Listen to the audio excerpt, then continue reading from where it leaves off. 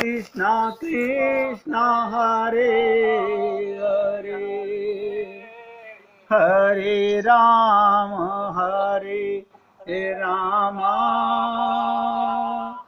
राम राम हरे हरे, हरे कृष्ण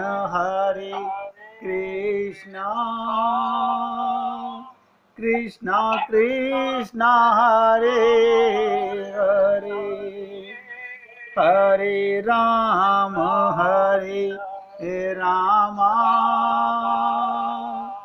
राम राम हरे हरे, हरे कृष्ण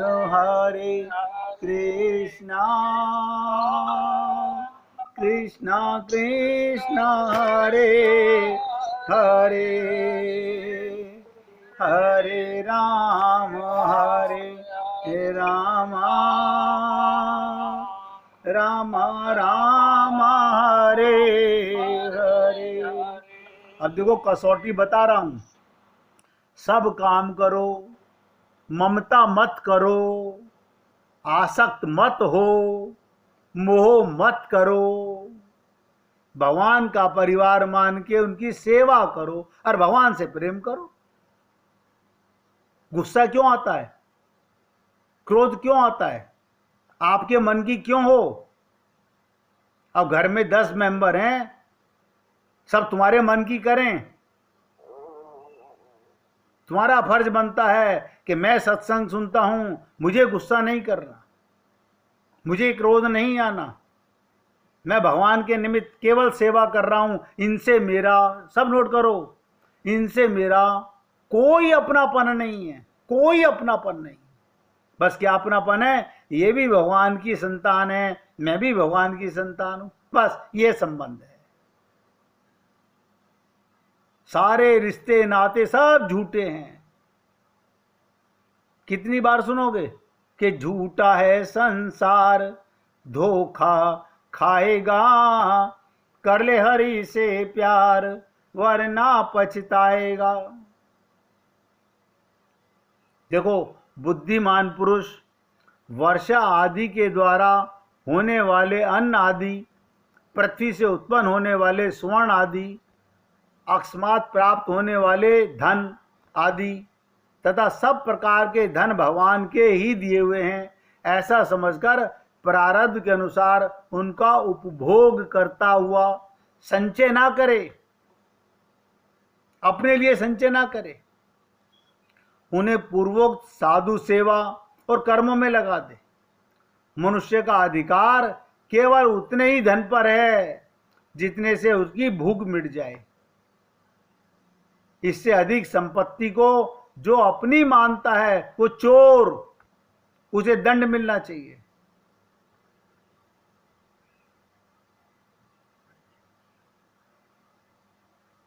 हमारा कैसा अपनापन है? आज मैं राजकुमार जी को बता रहा था कि हमारा अपनापन कैसे है। जैसे एक चिड़िया शीशे में, आईने में अपनी शक्ल देके चोंच मार रही है, वो खाना भूल गई, पानी पीना भूल गई, बस चोंच मारे जाती है, बार बार आती है, चोंच मारती है। ऐसे हमारा भी इस परिवार में, इस संसार में ममता आसक्ति के कारण हम चोंच मारे जा रहे हैं। एक शीश महल में कुत्ता घुस गया गलती से, अब उसे हर शीशे के टुकड़े में कुत्ते नजर आ रहे हैं। वो भौंकता है तो सारे भौंकते हैं, वो दौड़ता है तो सारे दौड़ते हैं। अब वो करे तो क्या करे? अब बताओ, हम कुत्ते को तो सत्संग नहीं सुना सकते, चिड़िया को तो सत्संग नहीं सुना सकते।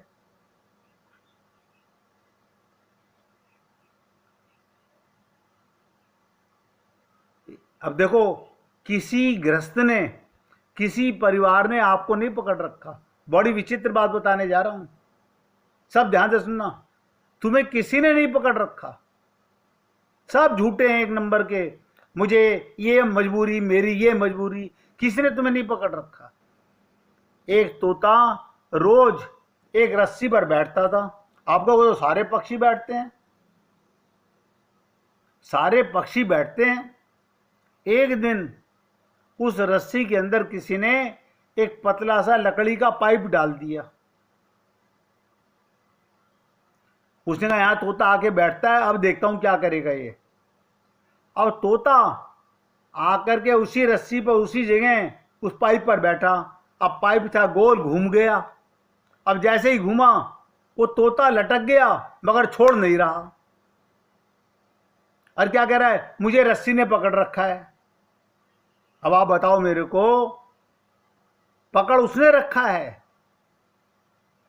हमने पकड़ रखा है, किसी ने हमें नहीं पकड़ रखा। अभी तुम्हारे सांस निकले सब तुम्हें निकाल के बाहर जला के आ जाएंगे। लेकिन हमारे मन में, हमारी बुद्धि में इतनी गंदगी भर चुकी है, हम समझना भी नहीं चाहते।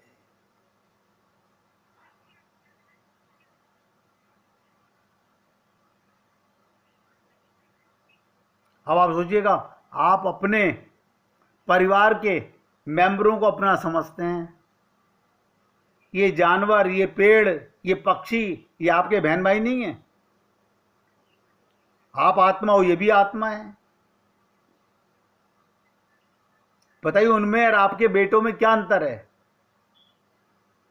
आपके परिवार के मेंबरों में और सड़क के कुत्ते में क्या अंतर है? उसमें भी भगवान है, आप में भी भगवान है।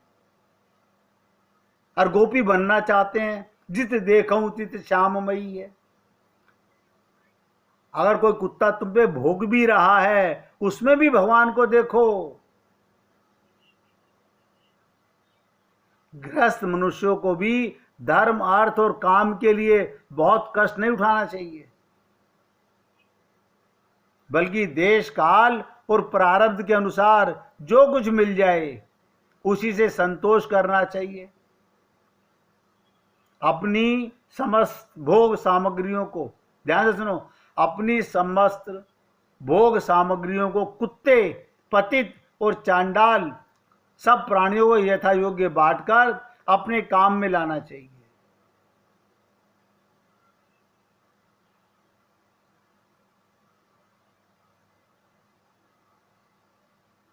आपके सारे रिश्ते, सब में भगवान को देखो। क्रोध किस पे करोगे?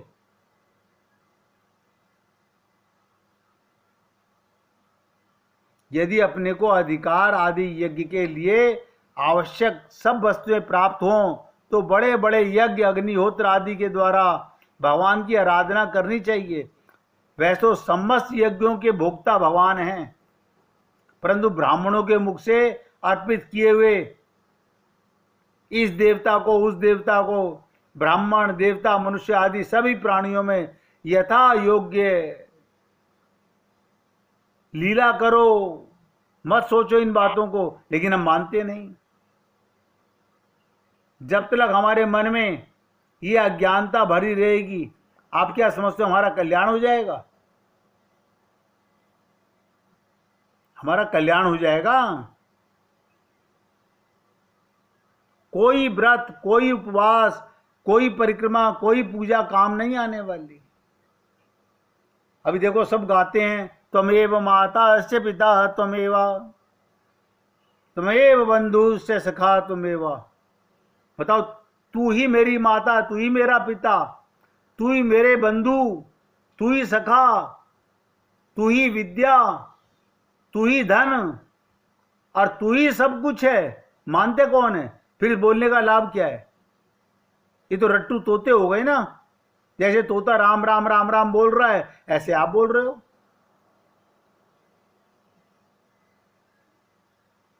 अब बताओ, अगर भगवान कह दें, ध्यान से सुनो, चलो हम तुम्हारे माता पिता, बंधु मित्र, धन एवं विद्या सब छीनकर हम ही तुम्हारे सब बन जाते हैं, तो कितने लोग इसके लिए राजी होंगे? सोच लो। अभी आपने कहा त्वमेव माता से पिता त्वमेव, अब भगवान कहें हम तुम्हारे माता पिता सब बन जाते हैं, ये सब जितने हैं तुम्हारे संसार के ने छीनकर हम तुम्हारे बन जाते हैं, तो कितने लोग राजी होंगे। तात्पर्य ये कि कहीं ना कहीं हमारी प्रार्थना में अंतर्द्वंद है, पाप भरा हुआ है। हमारी प्रार्थना में भी पाप है। लेकिन क्या करें, हम आपके सामने प्रयत्न करते हैं जितना कम में आपको समझ आ जाए। लेकिन हम लोग अपने आप को हम ये करेंगे, हम ये करेंगे, ये तुम्हारी शरणागति है। जब हर डिसीजन तुम अपनी बुद्धि से ले रहे हो तो बुद्धि के गुलाम हुए या अपने भगवान और गुरु के गुलाम हुए? सोच के देखो। जीवन को समर्पित करना। मुर्दा कह रहा है नदी से मुझे किधर ले चल, मुझे यमुना में ले जा, गंगा में ले जा, सरस्वती में ले जा। वो तो नहीं कह रहा, हमारी बुद्धि कह रही है। हमारी प्रार्थना में अंतर्द्वंद है, पाप भरा हुआ है। अपनी समस्या को जीव समझता है और जब ईश्वर और जीव का मिलन होता है तभी समस्या का समाधान होता है। जब तक आत्मा और परमात्मा का मिलन नहीं होगा तब तक समाधान नहीं होगा। ये सामंजस्य रामायण में बताया गया। अभी तो मानस रोगों की शुरुआत भी नहीं हुई है, आगे चिकित्सा भी सुनोगे कि इनका इलाज क्या है, मगर करोगे नहीं।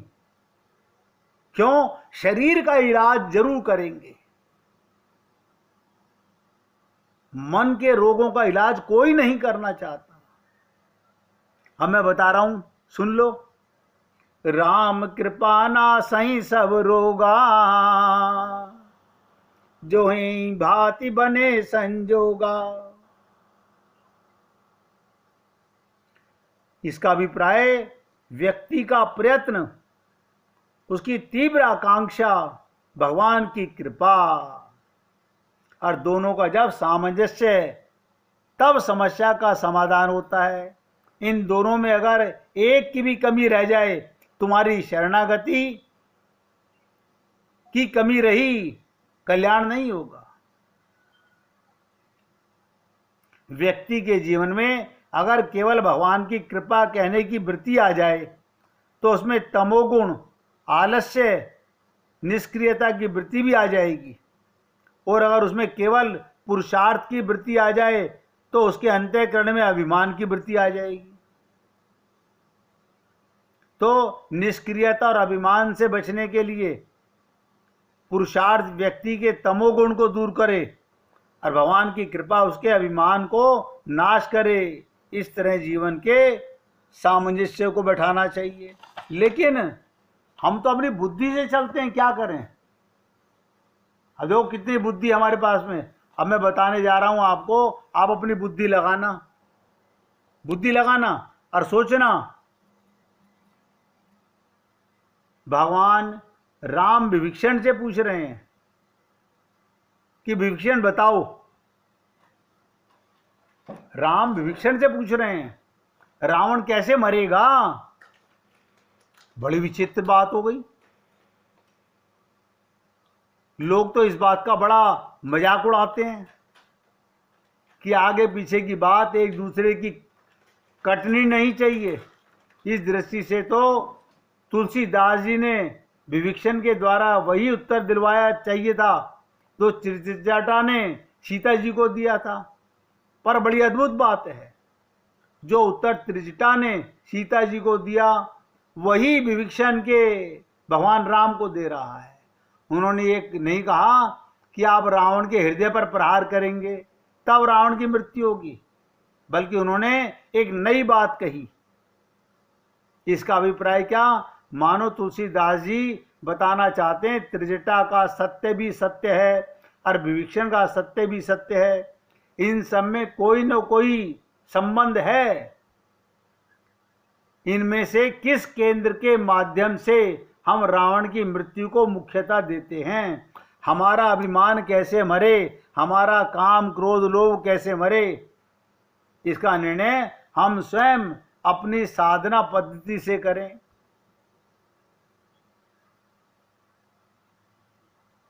अब बताओ, आप सोच के देखो कि भगवान पूछ रहे हैं भीषण से, आज दो लोग देखने वाले कह रहे हैं ये क्या बात हुई, राक्षस के भाई से भगवान पूछ रहे हैं।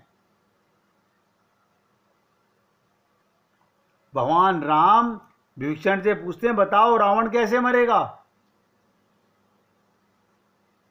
इसके उत्तर में विभीषण ने तो सिर को केंद्र बताया और हृदय को, उन्होंने तो नाभि को केंद्र बताया। वो बोले महाराज रावण की नाभि में अमृत कुंड है और जब तक ये अमृत कुंड नहीं सूखेगा तब तक रावण ना सिर काटने से मरेगा ना भुजा काटने से करेगा, उसके बार बार सिर और भुजाएं उत्पन्न होती रहेंगी। हमारे हृदय पर चोट ने, हमारी नाभि कमल पर चोट नहीं होती। हम लोग सत्संग सुनते हैं क्योंकि हमारा नाभि कमल जो है उसकी तरफ ध्यान ही नहीं जाता। किसी से पूछो भगवान कहाँ रहते हैं, सब अपने हार्ट पे हाथ लगाते हैं, यहां रहते हैं भगवान, पता नहीं है किसी को। हृदय के केंद्र से परिवर्तन होगा, इसका संकेत सीता जी के संदर्भ में है। इसका कारण सीता जी मूर्तिमान भक्ति हैं। त्रिजटा और सीता जी का संवाद भक्ति के संदर्भ में है। भक्ति शास्त्र की मान्यता ये हृदय परिवर्तन के द्वारा ही मोह का विनाश होगा। जब तक आपका हृदय अंतःकरण परिवर्तित नहीं होगा, जब तक आपका परिवार में, शरीर में, माया में, काया में अपनापन रहेगा तो मोह सकल व्याधिन कर मूला, ये कैंसर का फोड़ा कोई गुरु खत्म नहीं कर पाएगा।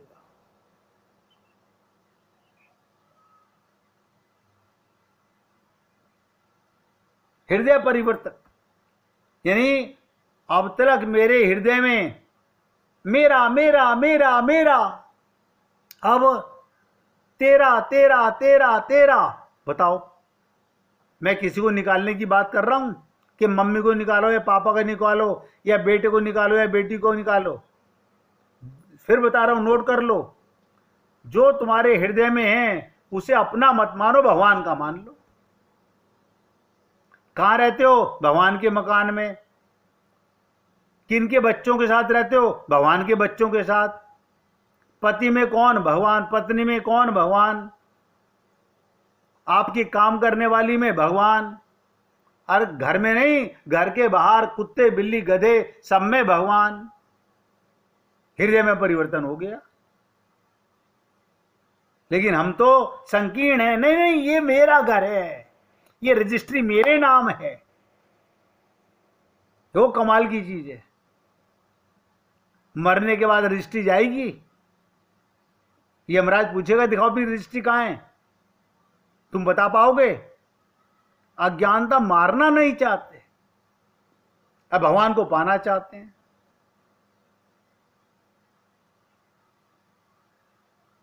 जब तक हृदय के केंद्र में परिवर्तन नहीं होगा तो सीता जी के संदर्भ में शक्ति जो है, सीता जो है वो भक्ति रूपा हैं। भक्ति माने प्रेम। हृदय का अंतर आते ही, हृदय में भगवान का होते ही भगवान से प्रेम हो गया। अब बेटे से प्रेम कर रहे हो, बड़ा प्यार करते हो बेटे से, भगवान का बेटा प्यार नहीं करें, भगवान की बेटी प्यार ना करें, भगवान के बच्चे प्यार ना करें, भगवान का मकान है सफाई ना करें, तो झूठ बोलने से क्या लाभ कि त्वमेव माता अस्ते पिता त्वमेव। मानता तो एक भी व्यक्ति नहीं, मानते तो अपना है। भगवान का मानने में क्या कष्ट है? आपका हृदय तुरंत पवित्र हो सकता है। ये अपनी भूल आज सुधारो, इस जन्म में सुधारो या अनंत जन्मों के बाद सुधारो। और गाते हैं सिया राम मैं सब जग जानी। सारे जग संसार को भगवान का जानो, जानता कोई नहीं। चलो हम अपने खेत दिखाएं तुम्हारे को, ये हमारे खेत हैं, ये हमारी भैंस है, ये भी तुम्हारे से पैदा हुई होगी। बच्चे तो तुमने पैदा कर लिए, ये भैंस गाय भी तुमने पैदा किए होंगे। कैसा अज्ञान भर गया हम लोगों में, ऐसे मिटाना नहीं चाहते। हृदय को केंद्र बनाकर बात कही गई। यहां संवाद अखंड ज्ञान धन भगवान और जीव रूपी विविक्षण के बीच में चल रहा है। यानी भगवान और जीव के बीच में यह संवाद है। नाभि कुंड का अभिप्राय क्या, इसकी चर्चा करूंगा। 1 मिनट पहले भगवान का कीर्तन करेंगे। श्री राम जय राम